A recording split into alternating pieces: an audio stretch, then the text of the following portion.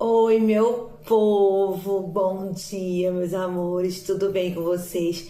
Que prazer imenso poder estar aqui inaugurando esse canal e junto trazer histórias incríveis para o nosso conhecimento, né? Que a gente vai poder compartilhar. São histórias de pessoas do mundo todo que eu vou estar recebendo e vou estar relatando aqui para vocês.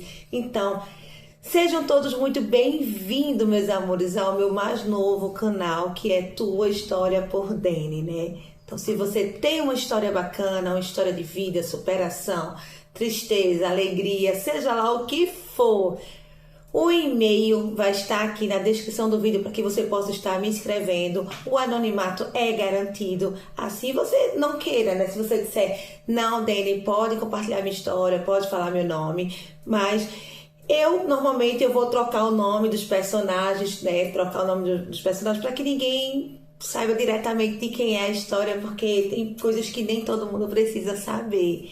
E a primeira história do canal, meus amores, chegou e eu tô muito feliz, né, em poder estar gravando. Hoje tá um dia frio, tô com essa blusinha, botei isso aqui no pescoço para aquecer um pouquinho. Hoje eu vou dividir com vocês uma história de uma pessoa que não é uma menina, é um menino que mandou uma história, né? Foi um rapaz que mandou a primeira história do canal, vai ser contado e vai ser de um rapaz. Ele me mandou aqui por e-mail.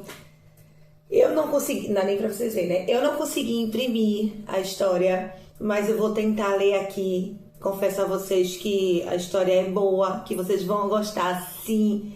E no final eu quero muitos comentários, chuva de comentários para este querido que mandou essa história, né? E a sua história querida também pode estar aqui, é só você me encaminhar por e-mail, tá bom?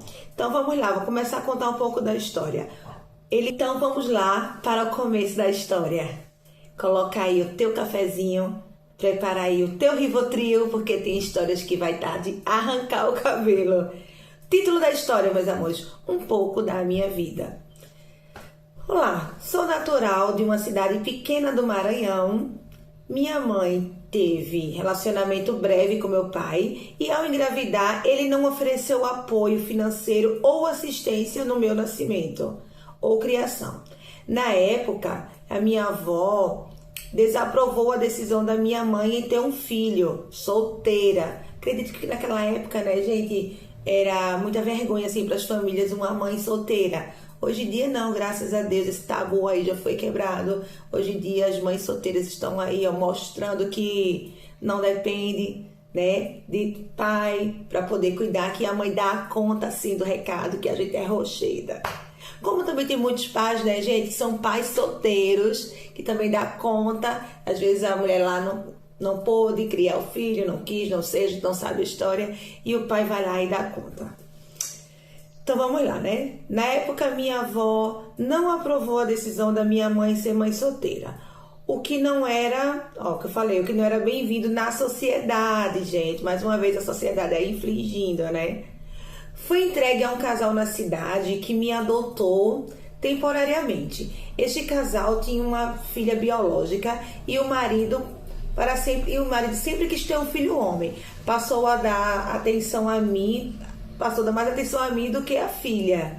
E isso vai gerar uma coisinha aí, ó. Gerando ciúmes da esposa. Como resultado, a mulher decidiu me devolver a minha família biológica.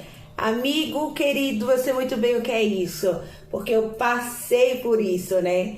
Eu passei por isso e a gente é devolvido como um objeto que veio com defeito de fábrica, eu sei. Eu sinto na pele isso daí. Retornei à casa da minha avó e após algum tempo fui morar com a minha mãe, que já estava em um relacionamento com outra pessoa, meu padrasto. Eles viveram juntos por cerca de 12 anos e em um relacionamento tumultuado, marcado por agressões físicas e psicológicas contra minha mãe. Eu não podia fazer nada para evitar essa situação, pois ainda era uma criança. Após a separação do casal, fui morar com a minha avó materna. Então, ou seja, foi adotado, voltou para a casa da mãe, teve essa turbulência e foi para a casa da avó materna. Passei o resto da minha infância com minha avó. A minha mãe, após a separação, enfrentou problemas psicológicos e precisou se mudar para a casa da minha tia.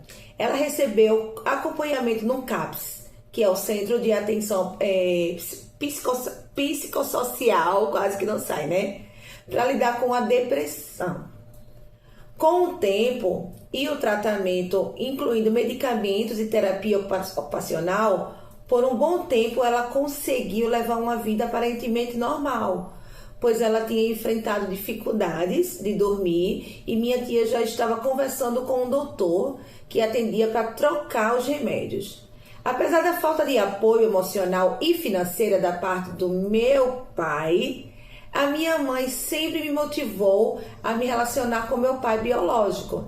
Sempre tive o receio por não me sentir confortável e por guardar mágoa por ele, pois ele teve outros filhos e deu todo o carinho e apoio aos outros, enquanto eu não tive apoio e nem afeto. E é interessante como isso que afeta não só na infância, né? Quando a gente chega na fase adulta, meu Deus, isso nos acompanha sempre, né? Porque a gente não tem amnésia, a gente não esquece as coisas que acontecem com a gente. Mas na fase adulta, parece que ela vem assim à tona quando você está numa fase adulta, que eu sei, porque eu tô dizendo assim com propriedade, porque recentemente eu também passei por algumas coisas assim que na fase adulta agora ela veio à tona, estourou como se fosse uma bomba, sabe? E a gente carrega, né, pro resto da vida, a nossa infância lá, a gente traz até na vida adulta. Enfim, vamos voltar para a história, meus amores. Em 2010, alguns anos de tratamento no CAPS, minha mãe fez algo que eu e minha família foi pega de surpresa. Ela aproveitou da ocasião de estar só em casa e tomou veneno. Logo após o ocorrido, eu cheguei de serviço e encontrei ela passando mal em casa. Perguntei para ela o que havia acontecido e ela me respondeu que não era nada demais. E o estado dela se agravando e nós da família sem saber o que poderia ser. Passando algum tempo, ela falou que havia feito. Perguntei como ela teve coragem de fazer isso e a resposta dela foi que estava cansada dessa vida de remédios e que ela queria voltar a ser uma pessoa normal. Dias antes do ocorrido, ela tinha me dito que viu minha avó paterna na rua e que queria me apresentar para meu pai e avô, pois minha mãe comentou com ela que eu já estava um rapaz grande. Minha mãe foi hospitalizada e acabou que não resistiu, pois o médico disse que fez todo o possível para salvá-la e não conseguiu, né, gente? A mãe dele tinha tomado bastante medicamento, o que acarretou no óbito da mãe dele. Durante o primeiro ano da perda da minha mãe, foi muito difícil para mim, pois eu não tinha pai e ver a minha mãe passar por aquilo foi dolorido.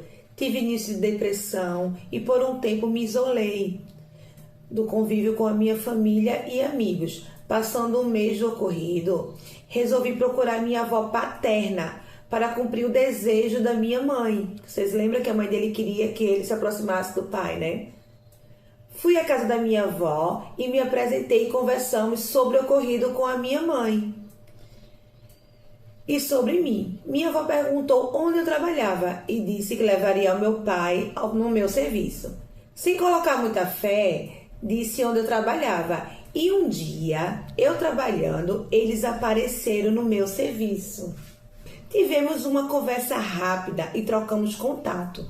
Por algum tempo, ele buscava saber como eu estava e a gente conversando sempre por ligação até que ele começou a se distanciar. Às vezes, quando eu ia visitar a minha avó, ele aparecia por lá e demorava um pouco conversando comigo, mas não passava disso. Queria me aproximar e saber o que realmente houve entre ele e a minha mãe, mas ele manteve-se todo o tempo fechado, sem dar nenhum tipo de brecha de eu me aproximar mais um pouco.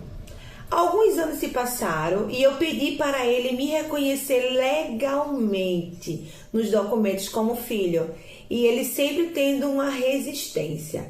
Até que fiquei sabendo por uma pessoa comum entre a gente que ele tinha dúvidas sobre nossos laços sanguíneos. Foi então quando pedi pela justiça o exame de DNA.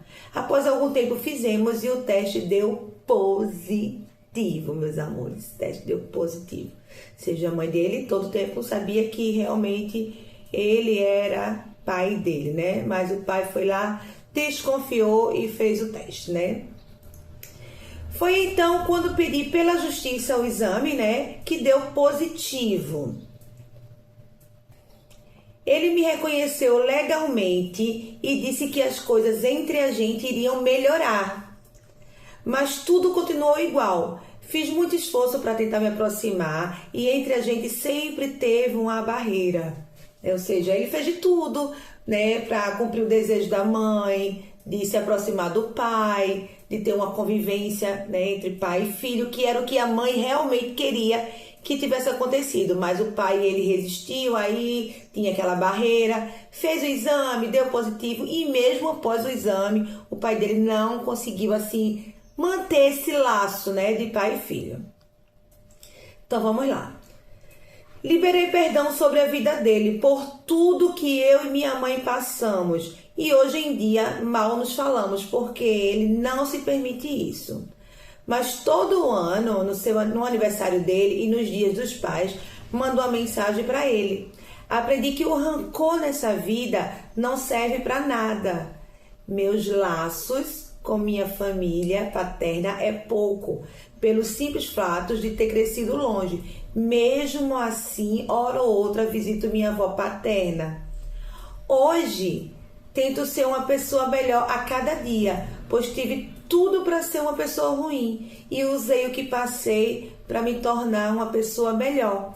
Sou grato pela minha avó materna, que me criou e nunca deixou passar fome. Consegui terminar meus estudos e faculdade. Atualmente quero ir morar em Joinville. Ai, eu tô emocionada, tá, gente? Por quê?